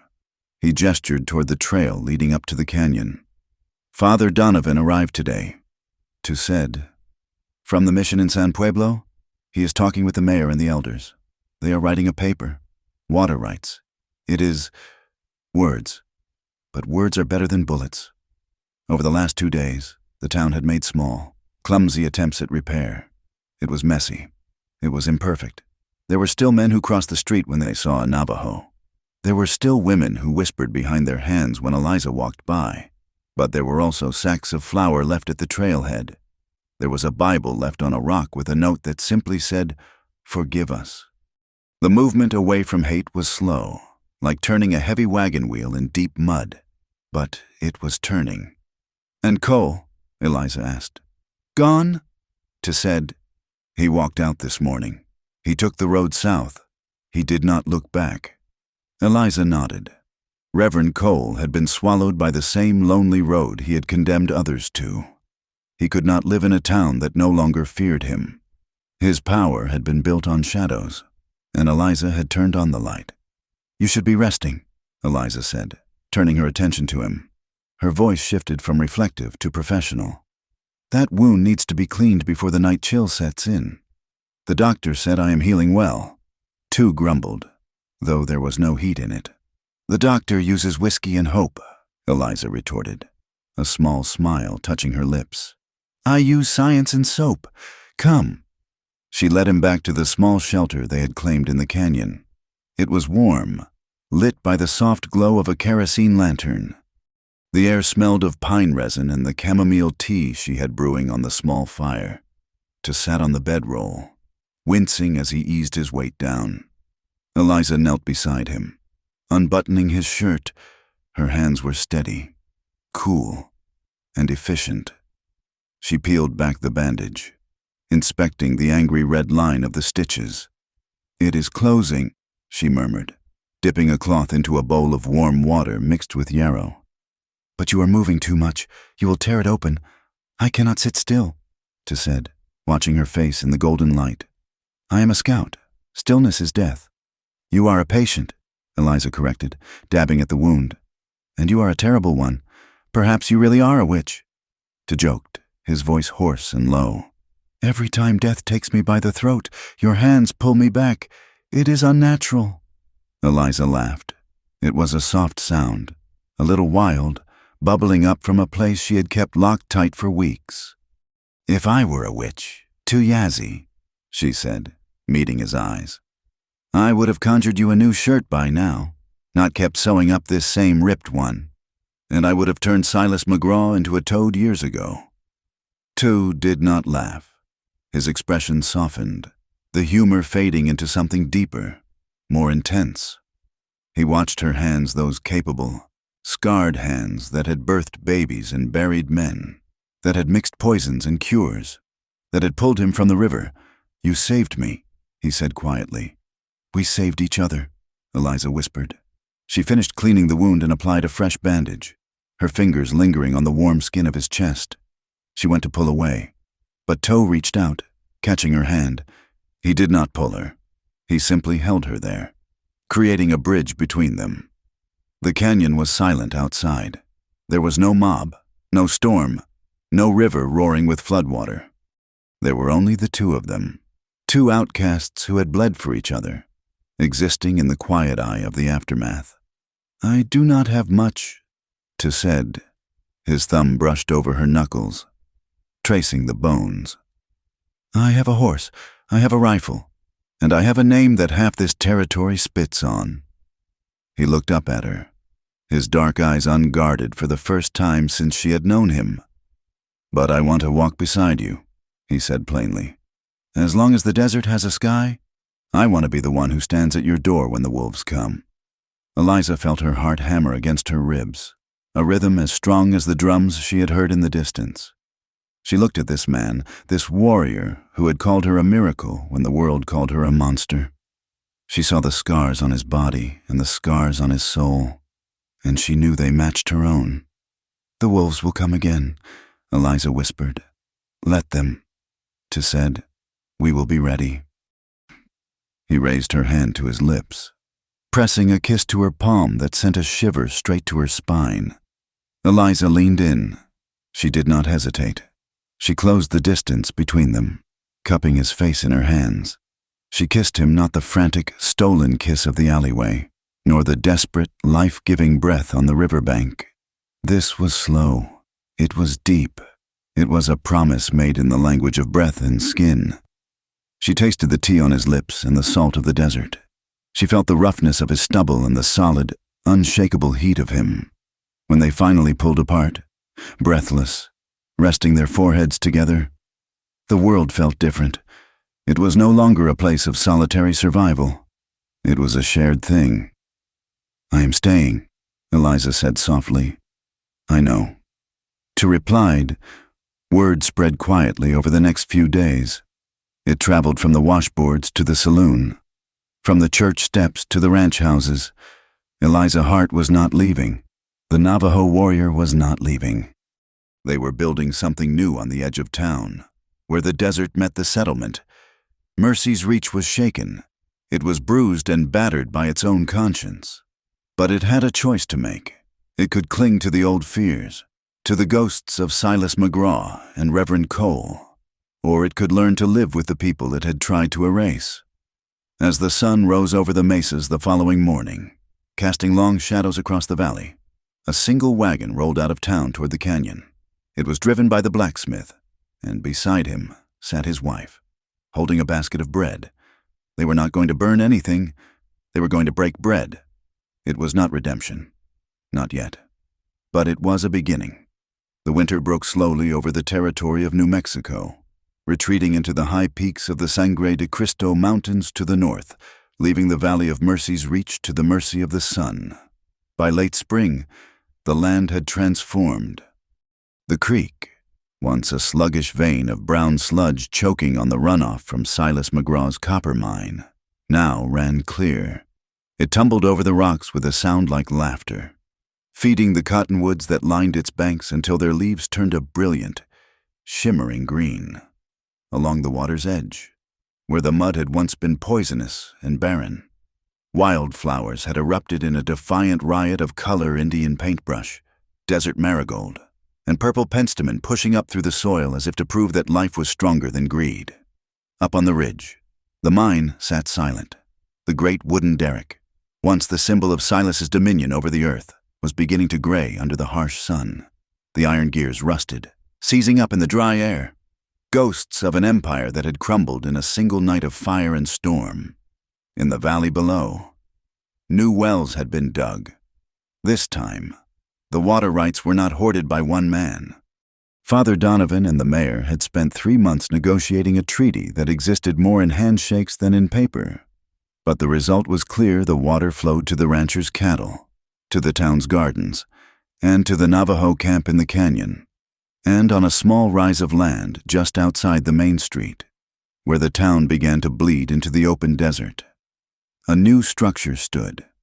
It was a simple building, constructed of adobe brick and timber, with a wide porch that looked out toward the mesas. It was not quite a hospital, for it lacked the sterile, cold smell of the cities. It was not quite a trading post, though people came there to exchange goods. It was a clinic, built by the hands of 2 outcasts who had decided to stitch 2 worlds together. On this particular Tuesday morning, the clinic was bustling. The door stood wide open to catch the breeze. In the yard, under the shade of a sprawling mesquite tree, a group of children played a game of tag. Half of them wore the calico dresses and trousers of the settlers. The other half wore the woven tunics and moccasins of the Navajo. They chased each other in a swirl of dust and noise, their laughter mixing in a language that needed no translation. Sitting on the bench near the door, 2 mothers watched them. Mrs. Miller, the woman who had once screamed for a witch burning, sat beside a Navajo woman named Astzan. They did not speak much, for they shared few words. Mrs. Miller offered a piece of cornbread from her basket, and Astzan accepted it with a nod, breaking it in half to share with her toddler. It was a small thing, a crumb of bread, but in Mercy's reach, it was a cathedral of progress. Inside the cool interior of the clinic, Eliza Hart moved with the efficient grace of a woman who finally knew the dimensions of her own soul. She wore a simple dress of blue linen, practical and sturdy, with her sleeves rolled up to her elbows. She no longer hunched her shoulders as if expecting a blow. She walked with her head high, her eyes clear and focused as she examined the broken wrist of a young ranch hand. "It is a clean break, Jimmy," Eliza said, her voice calm. "But you will have to let your brother handle the roping for 6 weeks. If you move it too soon, it will become crooked." "Yes, ma'am," the boy said, looking at her with wide eyes. "My PA said, he said you fixed the grandmother's lungs in the canyon. He said, you have the touch." Eliza smiled, securing the splint. "I have knowledge, Jimmy, and good herbs. There is no magic in it, just patience." She heard the whispers still, sometimes, when she walked into the general store to buy sugar, or when she passed the saloon on a Saturday night. She would catch the tail end of a conversation. Witch, sorceress, the woman who walked into the river. But the words no longer stung. They hit her armor and slid off. She knew who she was. She was the woman who had stared down a lynch mob. She was the woman who had breathed life back into a dead man. The names others gave her were just smoke. She was the fire. Most of the town had found new names for her anyway. To the miners who came for cough syrup, she was Doc Hart. To the Navajo families who traveled from the deep reservation lands to see her, she was Nolly Healer. And to the children who ran to her porch for rock candy and bandages, she was simply Eliza, or, as some of the older, more superstitious widows whispered with a mix of fear and reverence, the angel in the canyon. Through the open window, Eliza saw a figure approaching from the vegetable garden out back. Her heart did a traitorous little skip, a rhythm that had not settled in all these months. Tuyazi walked with a slight limp, a permanent reminder of the bullet that had nearly taken him, but it did not diminish his stride. If anything, it added gravity to his movement. He wore a clean shirt of white cotton and a leather vest. His dark hair pulled back and tied with a strip of rawhide. He was carrying a crate of squash and melons from the garden he had coaxed out of the desert soil. It was no longer a shadow on the ridge. He was a presence. He worked the land around the clinic with a fierce dedication, teaching the local children, both white and Navajo, how to find water in a dry wash, how to read the weather and the flight of hawks, and which snakes to leave alone. He had also carved out a new role for himself. He was no longer just a laborer for the railroad or a scout for an army that despised him. He was a guide. Travelers passing through the territory, nervous about the mountain passes or the bandit trails, hired him for safe passage. He rode with his head high, a Winchester in his scabbard, commanded a fair wage, and demanded respect. He was the protector of this fragile peace they had built. He set the crate down on the porch and caught Eliza watching him through the window. He paused, wiping sweat from his forehead with his forearm, and the corner of his mouth lifted in a slow, private smile that was reserved only for her. It was a look that said, "I am here. We are here." Later that afternoon, the clinic quieted down. Hannah Thornton, the mayor's daughter, arrived with a basket of laundry she had offered to wash for Eliza. The girl was 7 now, rosy-cheeked and full of energy, the shadow of death completely gone from her face. "Miss Eliza," Hannah chirped, setting the basket down. "My mother sent this too. It is wild honey, from the hives near the old oak tree." Eliza took the jar. The amber liquid caught the light, glowing like gold. "Thank you, Hannah," Eliza said softly. "Tell your mother. Tell her the bread she sent last week was delicious." It was a dance of small gestures. The mayor's wife, Mrs. Thornton, could not quite bring herself to sit on Eliza's porch and chat about the weather. The memory of her betrayal in the kitchen was still a ghost between them. But she sent honey. She sent linen stitched with careful, intricate patterns. She sent her daughter to run errands. These gifts did not erase the past. They did not undo the night the mob had come with torches. But they were an acknowledgement. They were a way of saying, "I see you, I owe you, I am trying," and in the West, where pride was often thicker than blood, trying was enough. As the sun began to dip toward the horizon, painting the sky in bruising shades of violet and crimson, Eliza closed the clinic door. The heat of the day was breaking, leaving behind a sweet, sage-scented coolness.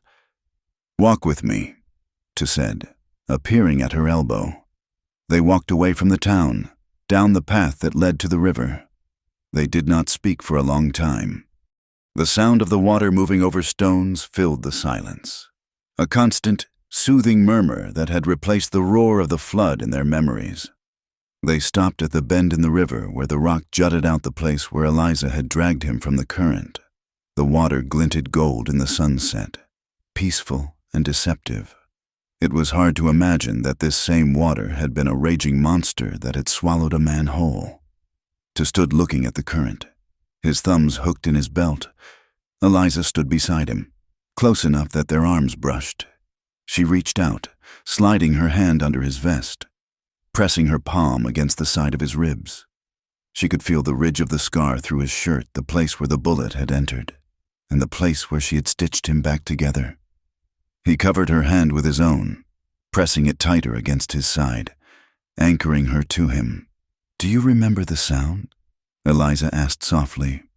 "The water, I remember the silence," she replied, looking down at her. "Before the air came back, I remember thinking that if this was death, it would be cold." "I still hear it," Eliza admitted. Her voice was a whisper, confessed to the river. "Some nights in my dreams, I hear the water roaring, and before that, I hear the voices, I hear them screaming. It echoes to even now. When they smile and call me doctor, I can still hear the hate underneath."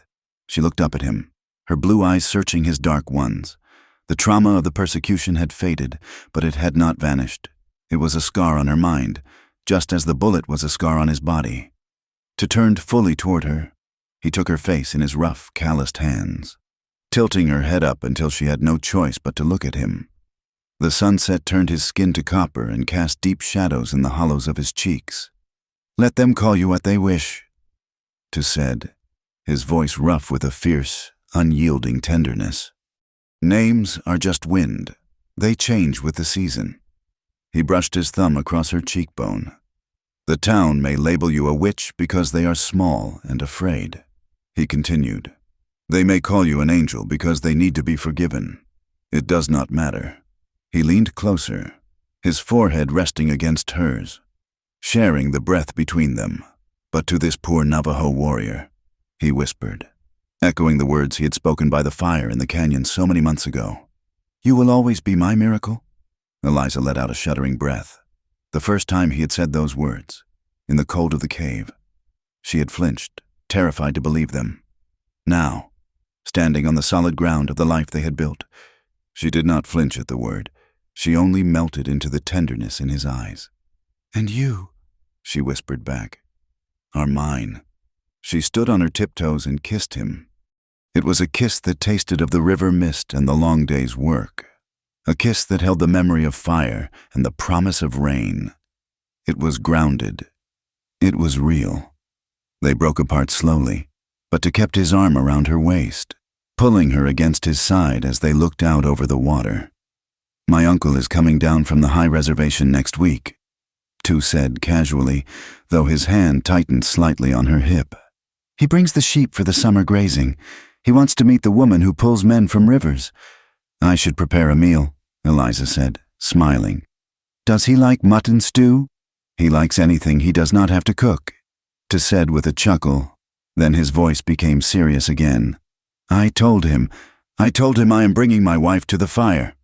Eliza looked at him sharply. They had never spoken of it formally.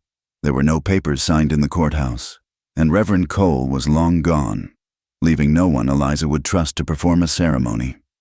But in the logic of the frontier, where survival was the only true vow, they had been married since the night in the rock shelter. "Is that what you told him?" Eliza asked, her heart feeling full to bursting. "It is what I tell the stars," Tu said. "We do not need the white man's paper, Eliza, but I would like to stand before my people and your people. I would like to make a fire and kill a goat and tell them all that I choose you under the open sky." Eliza imagined it. A feast in the yard of the clinic, the Navajo elders sitting with Mrs. Miller and the mayor, the children running between the tables. It would be messy. It would be loud. It would be a collision of two worlds that were never meant to touch. "Yes," Eliza said. "Let us choose a day for us." "At the full moon," Tu suggested. "At the full moon." She agreed. They stood there as the twilight deepened into true night. The first stars began to prick the darkening sky above the mesas Orion, the Bear, the vast smear of the Milky Way. The narrator's voice seemed to drift in on the wind, reflecting on the Valley of Mercy's reach. It was not a perfect town. It never would be. There were still hearts that stayed hard as flint, refusing to change. There were still men who looked at Tu with suspicion and women who crossed themselves when Eliza passed. Prejudice lingered like old ghosts in the corners of the saloon and the back pews of the church. But the land itself seemed less cursed now. The truth had been dragged into the light, screaming and kicking. It had broken the fever that gripped the valley. The poison was gone. The water ran clean. And on a rock above the river, a woman and a man sat with their shoulders touching, watching the water carry the reflection of the starlight downstream. They were two outsiders who had stitched a home from the scraps of a broken town. They had faced the fire, the flood, and the mob, and they had refused to let go of each other. Whatever names the world gave them, witch, savage, outcast, hero, they knew the only truth that mattered. Love, chosen in defiance of fear, was the only real magic the West ever needed. Thank you so much for listening to this story. The town labeled her a witch only. The poor Navajo warrior called her his miracle. It has been a journey through the dust and the fire, and I hope Eliza and Toe's story touched your heart as much as it did mine. I would love to know where you are tuning in from. Please leave a comment below telling me where you are listening to this story, whether you are in a bustling city, a quiet countryside, or somewhere in between. Let's connect and share our thoughts. If you enjoyed this tale of courage and love, please consider subscribing to my channel, Wild West Tales, and give this video a like. Your support means the world to me. And if you want to help this story reach even more listeners, please hit that hype button to boost the video. Thank you for your support, and I will see you on the next trail.